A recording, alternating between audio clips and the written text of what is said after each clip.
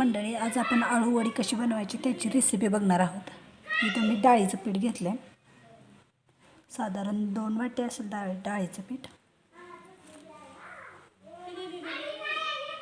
थोडंसं एक छोटी वाटी तांदळाचं पीठ आहे। इथं मी वडीसाठी लागणारे पानं धुवून घेतलेत।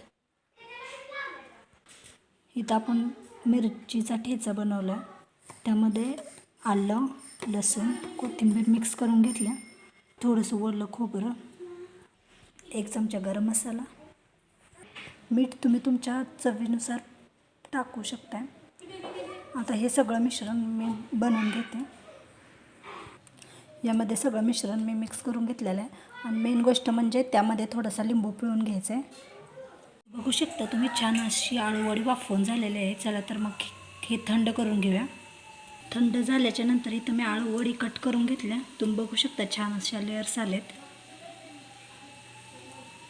या पॅनमध्ये मी तेल गरम करत ठेवले, तेल गरम झालेलं आहे। चला तर मग आळूवडी भाजून घेऊया। चला भाजून झाल्याच्या नंतर दाखवते। इथे बघू शकता तुम्ही, छान अशी आळूवडी भाजून झालेले, छान असा लालसर कलर आलेला आहे।